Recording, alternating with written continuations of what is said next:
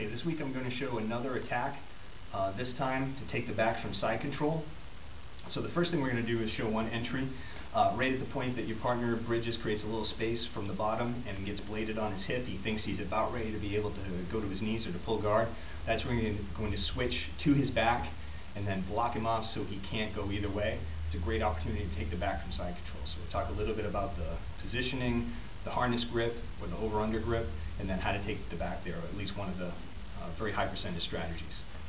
So from here, regardless of where my arm position is, at the point that Matt creates space, I need to create a little bit of an angle and start to cheat towards where I'm going to go, which is towards his back. So from here, as Matt bridges, when I'm going to stop for just a sec, I'm always going to get a little bit of a diagonal from bottom shoulder to top hip and make sure that this hand is coming around to be ready to block over here. So right as Matt makes that shrimp and gets onto his side, if I waited here, he'd be out. He'd be going to his knees most likely, sometimes pulling guard if he has enough space. So I want to beat him to the punch and go to the switch. One more time, bridge. Right as he gets on his hip, I take one big drop step back. I want to clear him in one step. Otherwise, I'm always going to run the risk of having him make his escape while I'm trying to transition. If I try to helicopter around, not going to be good enough. So I make that one drop step. Just turn this way a little bit. So I'll show that one more time. On your side. Okay. From here, I spin. That's my motion. And I'm also not just going to sit right on the mat. I want to be driving into him a little bit as I make that motion. And this elbow dropping right in by his waist.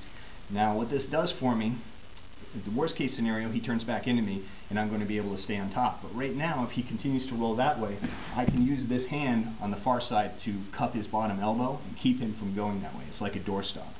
Now as he tries to turn back into me, I keep low and my chest is physically behind his shoulders. I'm driving into him.